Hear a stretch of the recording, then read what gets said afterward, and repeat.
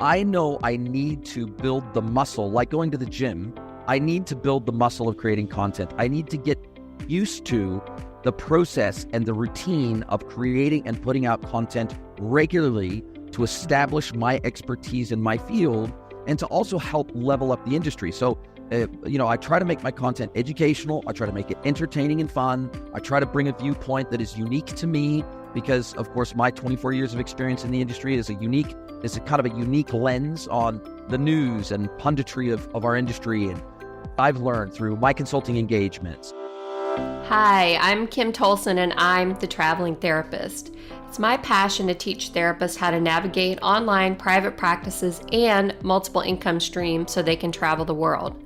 I'm a digital nomad with a virtual insurance-based private therapy practice and a multi-six-figure coaching business. I'm obsessed with entrepreneurship and developing tools that can help therapists live an adventurous lifestyle. In this podcast, I will discuss my journey as a digital nomad. I'll chat with other traveling therapists and help you navigate the complexities of running an online insurance-based practice. I'm so glad to have you with me on this journey.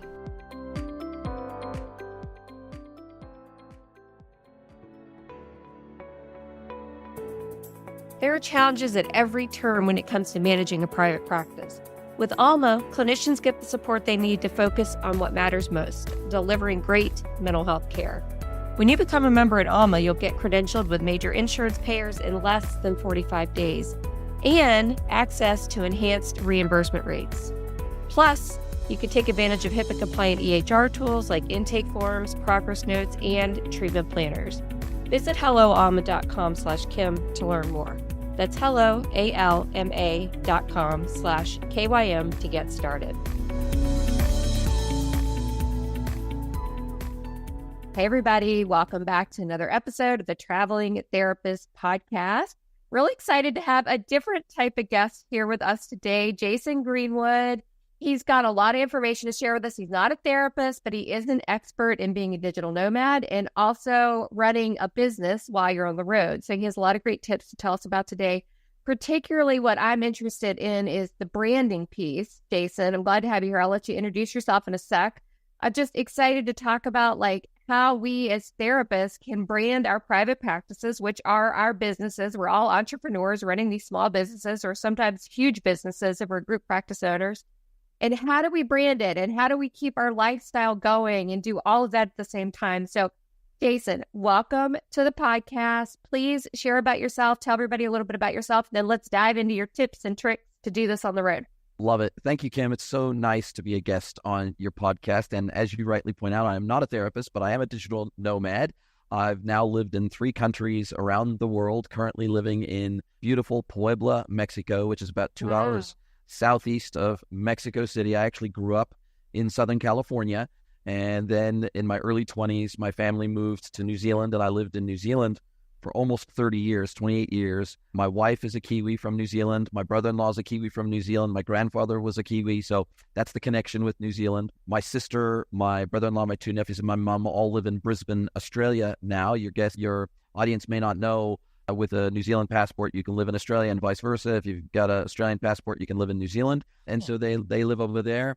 And look, I guess from my perspective, I have wanted to be fully location independent in my career. It's always been of mine. My wife and I are huge travelers, and I don't know how much your audience knows about New Zealand in terms of how they handled COVID, but it was one of the most locked down countries in the entire world. I've heard that. Yes, I've heard that. And I wondered, it was locked down way after other countries were totally open, right? Oh my gosh. Were you there during COVID or you were? My gosh.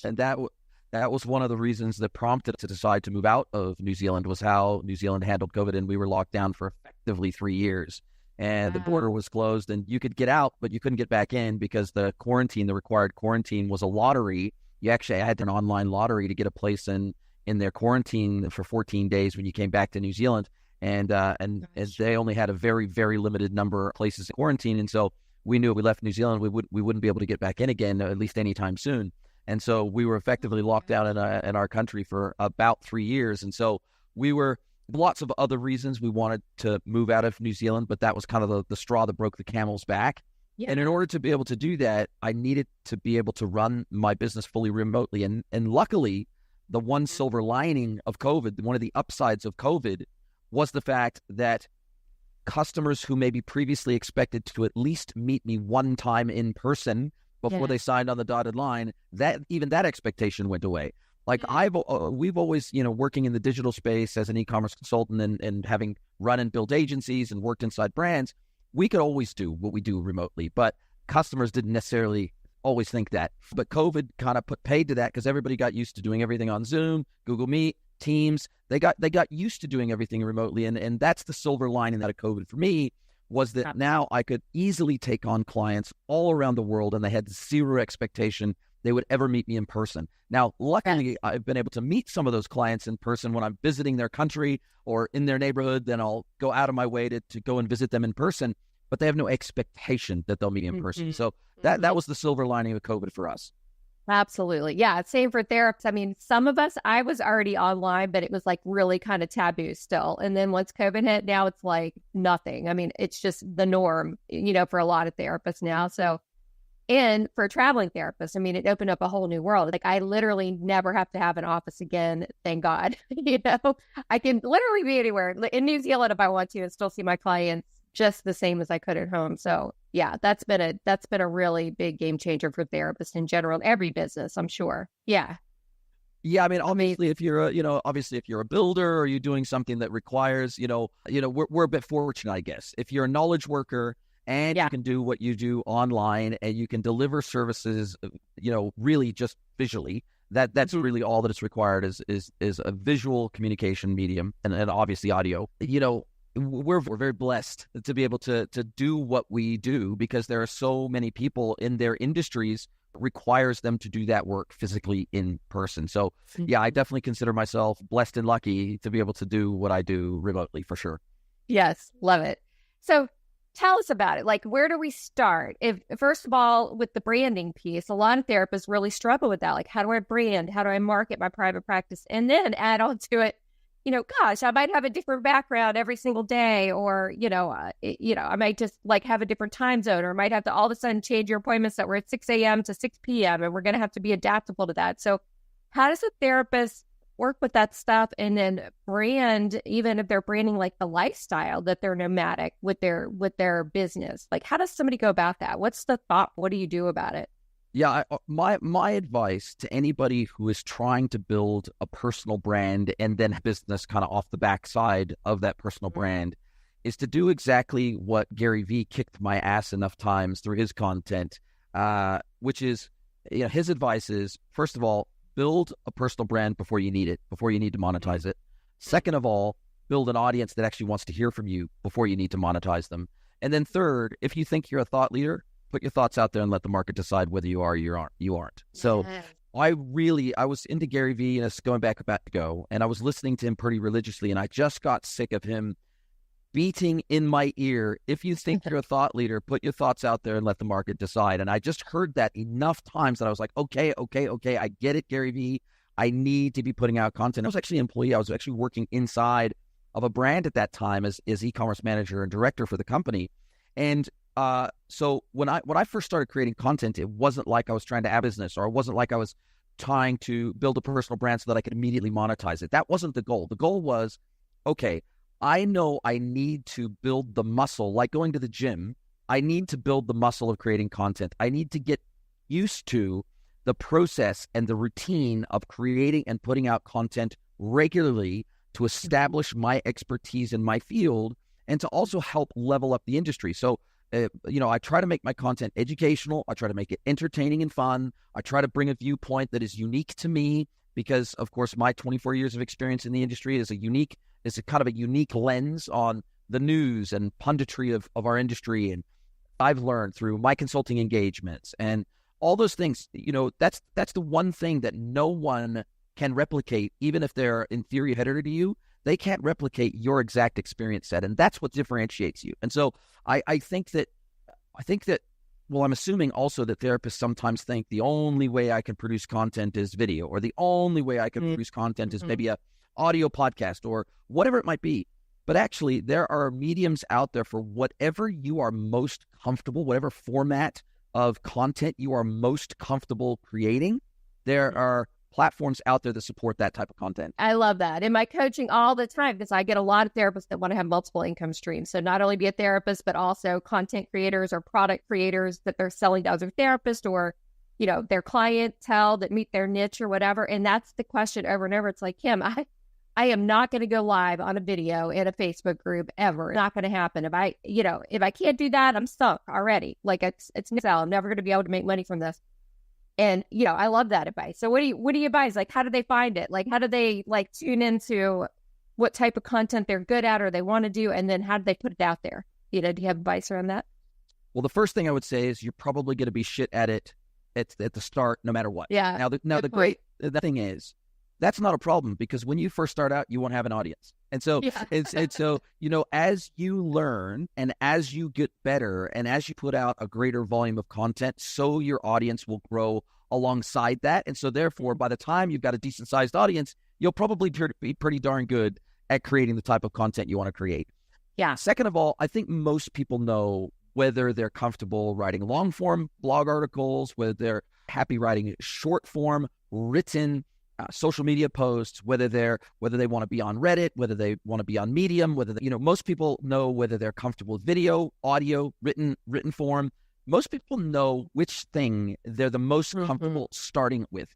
What I would say is continually dip your toes slowly but surely your comfort zone. When I first started my podcast, and we're now at over 400 episodes of my podcast, when I first started out the podcast, it was audio only because it was easier to do the audio only piece versus having to do the video and the video editing and the publishing in both audio and video. And it was just easier for me to get up and running in audio format. It wasn't because I was uncomfortable on video. It was just because there was more effort required to produce video at a high level, right? Mm-hmm. Now, with modern technology and Zoom and Riverside FM and all sorts of other technology, now recording video, editing video is just as easy as doing audio only. And I saw the writing on the wall about 2 years ago or 3 years ago when I started adding video to my podcast. I saw the writing on the wall because all of the short form video platforms were taking off. TikTok, Instagram Reels, YouTube Shorts, short video clips, 60 seconds or less, were absolutely taking off. Now, you can't really make teaser clips out of an audio-only podcast. And I thought, geez, I really need to add video to this podcast so that I have the base material required to slice and dice those video podcasts up into short teaser clips that I can promote across the short video platform. So it was well down the track that I added video later on. So to get up to speed on video editing and all that sort of stuff. And so I just slowly expanded the types and formats of content I was putting out. When I first started out 8 years ago, I just simply published long form written posts every single day on LinkedIn. And I literally published a post a day, 7 days about solid. Wow. And I've now got over 30,000 followers on LinkedIn. And, I don't have to do any outbound marketing at all for my consulting service now because I've got a strong personal brand and I'm putting out content on a regular basis that people want to listen to and hear from. And so I think that would be my advice. Start where you're most comfortable, but don't stay there. Expand and adapt and grow and dabble and play and test and try different platforms and contextualize your content for that platform. Because when I'm on Instagram, I could literally have Instagram and LinkedIn open on my phone at the same time. But when I flip between those apps, my mindset of what I expect and the experience changes on Instagram versus LinkedIn. So I try very, very hard to contextualize my content for the platform it's being put to. I love that. And just that point that it's an evolution, right? And you start one place and it's slowly, you get more comfortable, you grow bigger and you like, oh, maybe I need a podcast editor now. Okay, maybe I need, somebody to help me write my content if I'm not a great copywriter. You start to expand so you can scale and continue to grow, even in the areas maybe you're not comfortable with, bringing in help to help you with that stuff too. Well, and I just added 4 weeks or 3 weeks ago or 2 weeks ago, I just added a Spanish language podcast to my podcast. And I use HeyGen. I use HeyGen, which is an AI-based video translation, but it doesn't just translate your videos. It does face and lip sync as well. So it literally looks like I'm speaking Spanish. And it will translate multiple voices, multiple avatars. And so I now, at the final editing output, I will take the finalized video from my English channel. I'll upload that to HeyGen. I'll have it translated into Spanish. And I now have Spanish language channels for my podcast on YouTube, on Rumble, and across all the podcast engines. And so this is just another way I'm expanding my audience reach or potential audience reach by creating a Spanish version of my podcast. And it looks like amazing. I'm genuinely speaking Spanish. Now, I looked into this about a go with HeyGen. It was so expensive. I released 3 podcasts a week, and it was going to cost me. It was going to cost me like $20,000 a year with an all-you-can-eat $69 a month plan. Oh my gosh, I'm going back to HeyGen because I have another podcast. It's called Run Your Private Practice with AI. I'm obsessed with AI. Anybody that knows me knows I'm totally obsessed with it. And I tried to figure out, Jen, like trying to get a lifelike avatar. And everyone I tried, just the mouth was like over a little too far. The eyes looked just not right. So you're saying that you've got a great avatar on HeyGen now? It's not actually an avatar. It's me. I upload the video. I upload a video of the original English version of my podcast. Me and my interviewee. It translates us in our voice into Spanish and matches lips and our face to where it looks like we're actually speaking language. That's incredible. I got to go back over to HeyGen. Yeah, it's a great platform. So excited about it. It's so expensive. Yeah. It was literally only a month ago that they released the all-you-could-eat, a maximum of 1-hour videos, fully translated, an unlimited number of translated videos a month. Wow, that's incredible. I'm definitely going back over there. Thank you. Managing a private practice can be challenging. There are obstacles at every turn, from navigating the credentialing process to managing finances to finding new clients. That's where Alma can help. Alma is on a mission to simplify access to mental health care by focusing first and foremost on supporting clinicians. How? For starters, Alma makes it easy and financially rewarding to accept insurance and get credentialed within 45 days and access enhanced reimbursement rates with major payers. Alma handles all the paperwork from eligibility checks to claim submissions, and they guarantee payment within 2 weeks of each appointment. Members also get access to HIPAA-compliant EHR tools like intake forms, progress notes, and treatment planners, plus administrative support. So you can spend less time on paperwork and more time delivering great mental health care. Visit helloalma.com/Kim to learn more. That's helloalma.com/KYM to get started.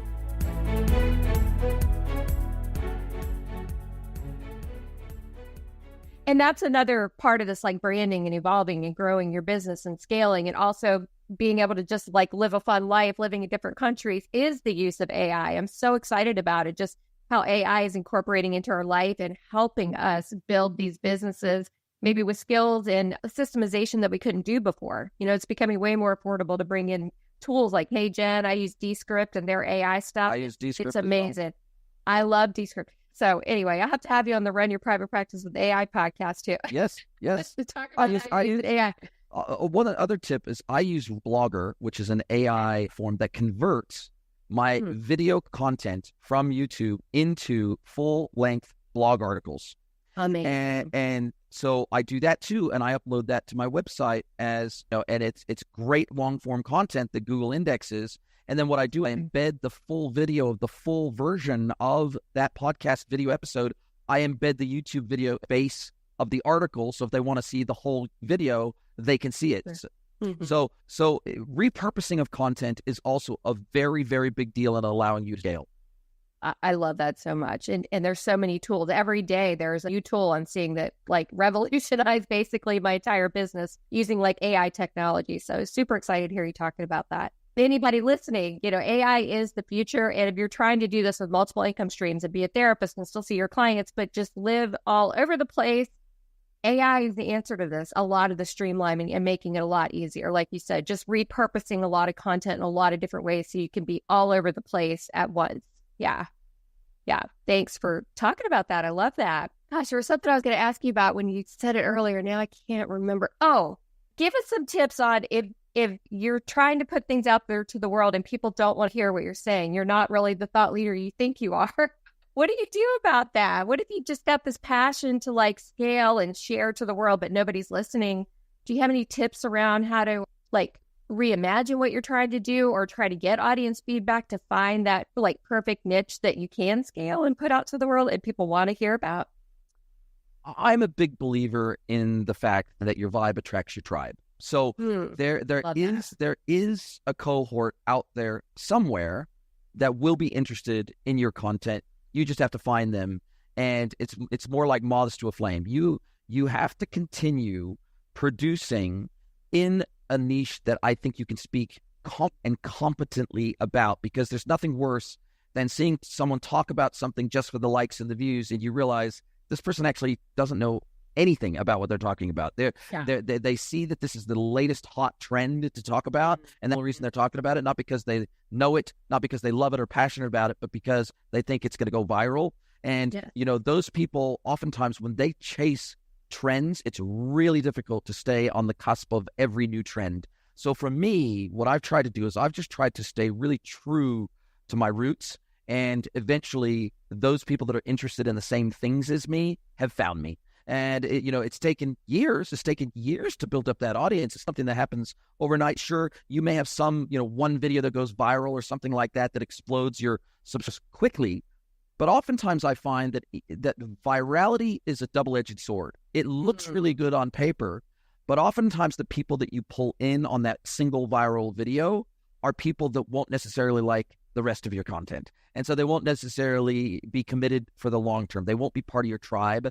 And so I actually believe that slow and steady, consistent growth is actually, for the long term, it actually has longer term benefits. So smart. Makes so much sense. Yeah. I mean, yeah, I see people out there all the time. I'll follow them, because there's one thing I'm interested in. And then you find out later, it's like, wait, why am I following this person? I have no idea even what they are. I don't even relate to them at all. There's that one like funny meme that they did that I was like, oh, this is great, Yeah, they were the internet version of a one-hit wonder band. Yeah, exactly. Yeah, I love that. And I also like that they will come to you. Your audience will find you. And what you said earlier too is it doesn't hurt to like figure out where they hang out, where they live, and then go there and try to put content there. I mean, that's super helpful. With therapists that are just trying to market their private practices, it's like, where does your ideal client live? If you're like, really into like geeky, type analogies in your practice, and that's the type of client you want to work with, you need to go to like a comic book festival or something, and advertise there. Like, try to find where they live so you can market and brand to them too. Yeah. Well, I think also participate in those places. Like, one of the reasons why I think that my cost is because I'm part of my community. I'm part of the e-commerce community. I work in e-commerce every single day. I consult to it. I talk about it. I have friends in the industry, colleagues in the industry. My guests are all specialists in the space. So, I'm part of the demographic that I'm creating content for. It's not like I'm trying to pitch into a demographic that I don't exist in myself. I'm actually creating content that I would want to consume as a consumer of in our space. And so that's also, I think, important, because it's really hard to produce content for a cohort that you're not part of, that is completely outside of your interest base, your knowledge base, your expertise, or whatever. It's very difficult. So try to produce. I mean, first of all, if you're not producing content joy making, you'll never stick at it. So when I produce content, I produce it first for me. I'm producing it because I enjoy it. The side benefit is hopefully it will help other people and draw them to me. And it's authentic, and people can feel that. They can tell that it's authentic, that it's not just a trend chasing, like you said. Well, and that's why I have 400 plus episodes of the podcast, because I actually love it. Yeah, that's amazing. Yeah, I hired a social media person to help me, and she just didn't get it, So she was putting stuff out there for me, because it's like, I don't have the time to create all this stuff. And I'm looking at it, I'm like, this just isn't me. This isn't how I would talk. This isn't the meme I would pick. Like, none of it. I was like, I can't do this. I'm going to have to do this content myself. It's just got to come from me, from my heart, my like authentic place, like my day-to-day like struggles that I'm even going through, so I can share how I dealt with it to help other people, that whole thing. So yeah. So I know we're getting close to time, but just how about a couple of tips around like nomadism? Like what have you found that's super helpful for like time zones and, managing, trying to run a business online? Is there anything you can give tips around that to people listening that are going to be trying to do the same thing?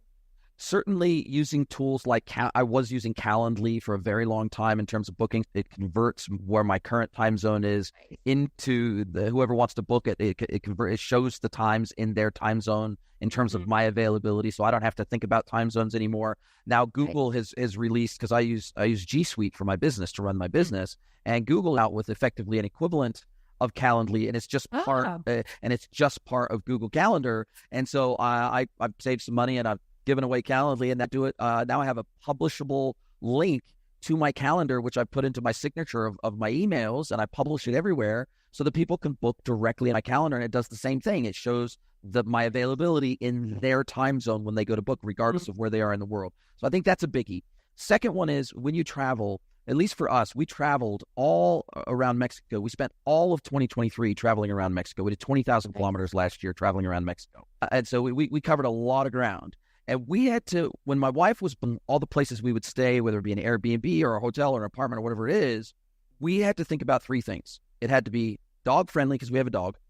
It had to have a place to park our car because we were driving. And it had to have decent internet. Those were the three major considerations. And finding all three of those things available in a location is difficult. It's very, very difficult. So, and oftentimes you will find that even if they say they've got internet, especially if you're traveling in a developing country like Mexico, the internet, what they call good, is oftentimes not that good. And so what we found is we had to have backups. We had 5G that we could hotspot to, and even sometimes then we had to reschedule things. You just have to be flexible at the end of the day. Yeah. Sometimes I'd get ready to record a podcast episode, and the internet was so quick I couldn't record video, right? And so I have to reschedule. And I think it's just about having compassion for your guests, compassion for your clients, and then having compassion for yourself, that some of these things are going to be outside your control, and you're going to have to be a little bit flexible. And from a time zone perspective, that actually has become easier now that I'm back in North America. New Zealand is at the opposite end of the day. And so, I was oftentimes consulting really late at night or really early in the morning. So actually, it's become easier now that I'm back in North America and in a more friendly time zone. That's actually become easier for me, but really just had to gear my business around wherever I happened to be at that time. I just had to really be flexible with my clients and say, well, look, one of the prices to pay for the level of freedom we enjoy by being able to be nomadic is I got to work around my clients' time zones and availability. And sometimes that means a call at 11 o'clock at night. It just kind of is what it is. And you just have to be ready to accept that as one of the, I wouldn't necessarily call it a downside, but one of the challenges of the freedom that comes along with being a nomad. Absolutely. I love that so much. I still get so stressed out when the internet doesn't work and I have to cancel. Oh, it just, I want to be that like Zen, like, it's fine, we're going to reschedule. But that has been the hardest part for me. Just like random places and just unreliable internet. There's literally nothing you do. Hotspot doesn't work. Place you're in, the area doesn't work. The hotel is like throttling you. You can't even get anything. I mean, it's just, that really stresses me out. But I love that reinforcement around you got to just go with the flow. It's okay to cancel, and, accepting about myself. Because I guess one of my values is, I don't like to cancel. I don't like to be late. I always show up. I'm reliable. That's like my thing, so it's hard. It's been hard for me to adapt to that. But I'm glad to hear you say, anybody listening, embrace it. Well, Starlink Roam can help too. So, the challenge with us was that in many of the places that we stayed, there was no place to put Starlink out. Like if we're in an apartment, what am I going to do? Hang it out the window? I don't have access to the roof. I don't have access to a courtyard if I'm on floor 3.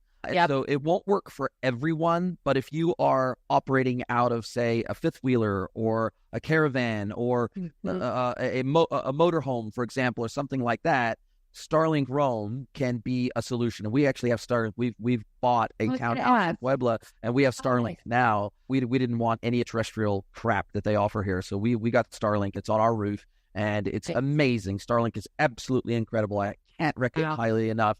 And if you are in a caravan or something where you can have the Starlink Roam service, that is kind of the answer to all your prayers, because it covers like Amazing. 98 or North America. Mm-hmm. Amazing. Yeah. I have a Facebook group called the Traveling Therapist Facebook group, and people are always just raving about Starlink in there. And I've wondered, because I heard there's like a smaller mobile version, I've wondered, like, can we fit it in a carry-on and just take it with us? If it doesn't work, fine. But if it does, great. But just like plop it up on a roof somewhere. Mm-hmm. Yeah. Well, definitely their mobile version is, I know a lot of people that use it. Rave That's about. Cool. Yeah. Okay. I'm still thinking we should probably look into that. Yeah.